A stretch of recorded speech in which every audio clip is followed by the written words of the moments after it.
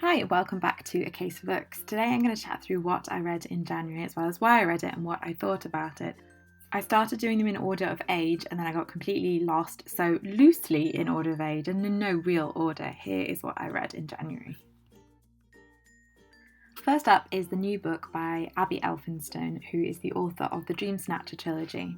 Her new book is a standalone middle grade adventure called Sky Song. Set in the magical snowy land of Erkenwald, this book follows two children, Esker and Flint, who have to rescue their land from the grasp of the sinister Ice Queen. And part of the reason I read this book was that I chaired Abby an event with Katherine at the Storystock Festival in Battersea. This is a book all about the magic of bravery, friendship and wilderness, so it's one for fans of Piers Torday's The Last Wild series and Katherine's The Explorer. Now, Sky Song was Waterstone's Children's Book of the Month in January, and my next read was Waterstone's Children's Book of the Month for February, and it's a debut novel by Irish writer Padraig Kenny, which I think I'm pronouncing essentially correctly. Tin is the story of a group of mechanical children and a real boy who is friends with them, who finds out that there are some secrets from his past that completely change how he feels about himself. And I read Tin because I was reviewing it for the February issue of Scoop magazine, which is science fiction themed. So if you like fast-paced, heartwarming science fiction, books like Cogheart or the Mortal Engine series by Philip Reed, then Tin is definitely one for you. Next, we're going to sidestep into non-fiction with a book that I absolutely loved. It's the new non-fiction book by author and journalist Lucy Mangan, who's already written lots about books when she wrote about Charlie and the Chocolate Factory. Bookworm is a gorgeous, witty memoir about the books that Lucy Mangan read, loved and hated as a child. And then through that, she's woven lots of stories and facts and information about children's books, children's authors and the history of children's publishing. I read this because I cannot resist a book about books. Also because I reread a lot of children's classics when I was researching my own novel, which comes out in the autumn, and I was fascinated to hear Lucy's take on some of the same books I'd been rediscovering. If you've read and enjoyed any reading memoir, then you will enjoy this, but particularly things like Howard's End is on the Landing or Andy Miller's A Year of Reading Dangerously. Next up is a reissue of a book by American-Pakistani writer Sara Soleri. Meatless Days is a memoir of sorts, but it's also a kind of cultural history of Pakistan, and it is very focused on very specific elements of Soleri's life, specifically the deaths of her mother and her sister very soon together in horribly similar circumstances. Meatless Days is being reissued as part of the Penguin Women Writers series, where Penelope Lively and Camilla Shamsi have each selected two books to be republished in celebration of the centenary of some women in the UK getting the vote. I interviewed Camilla and Penelope for a piece on the Penguin website, which I'll leave a link to down below as part of the project, which is why I read Meatless Days, and I'll be talking a little bit more about one of the other books later on. Meatless Days is a really unusual book, but the combination of quite dense intellectual writing style with really hugely moving moments particularly really reminds me of The Argonauts by Maggie Nelson. Next up is a debut collection of short stories by American essayist, critic and writer Carmen Maria Machado. Her Body and Other Parties is an award-winning collection of short stories that are feminist, biting and really creative. There's lots of touches of magical realism and sort of experimental structures. I didn't actually love all of them, but I really enjoyed most of them, and the ones that are the best are really extraordinary. I read this partly because I'd heard nothing but good things about it, and partly because I've been trying to read more collections of short stories after getting much more into them in the last 18 months or so. So if you like short story collections with touches of feminism and magical realism, things like Angela Carter, Leslie Nekorima or Helen Oyemi, then I definitely think you should check this one out. Okay, before moving on to adult fiction, we're going to do a quick YA detour with the novel Zenyk by Sacha Ellsberg and Lindsey Cummings. Lindsey is a YA writer and Sacha is a booktuber, and this is the first book that they've written together, and it's the first in a series. Zenyk is a super fast-paced, super fun read.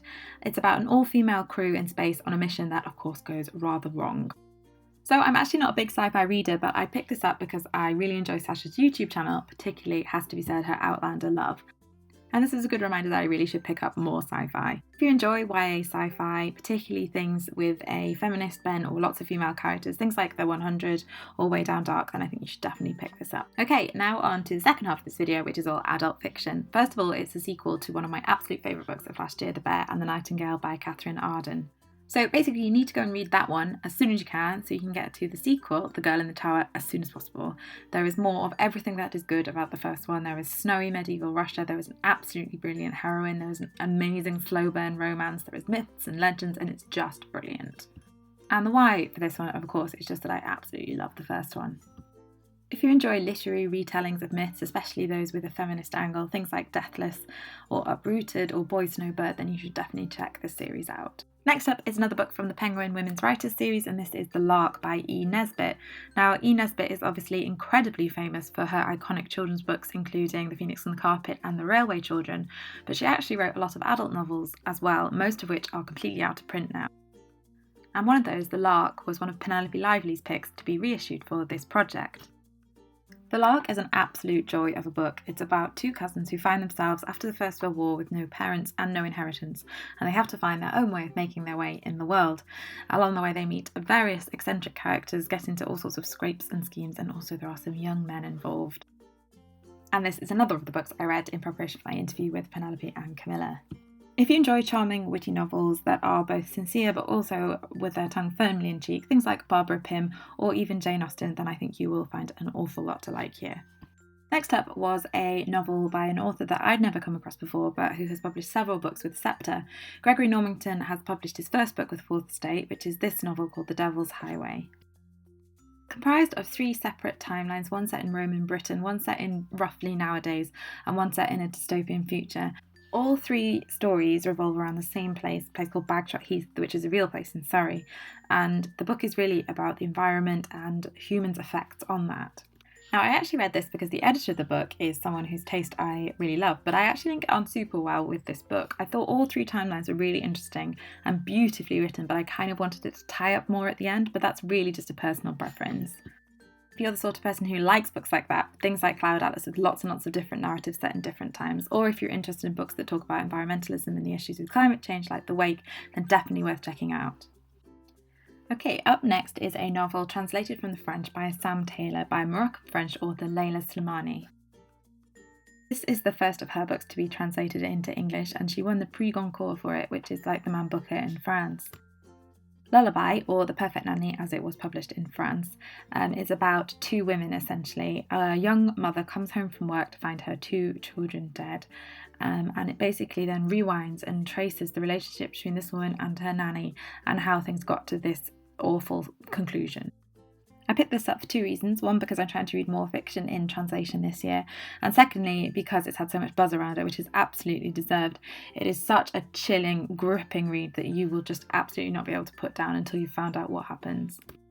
So if you like slow burn thrillers like Her by Harriet Lane, or you like being on top of which are the new sort of authors in translation to look out for, then definitely have a look for Lullaby. Okay, on to the penultimate book that I read. Don't worry, this is nearly finished, and that is the new book by Robin Sloane, who is, of course, the author of Mr. Penumbra's 24-Hour Bookstore, which I love, as everyone rightly should. His new novel, Sourdough, is set in the world of food, and it's about a young woman who works in Silicon Valley who tries to combine what she knows in her job with a secret underground market that she's invited to be part of. I was never not going to read this because I love Mr. Penumbra so much, but I actually read this particularly because I reviewed it for Lush Online, and I will leave a link to that below as well.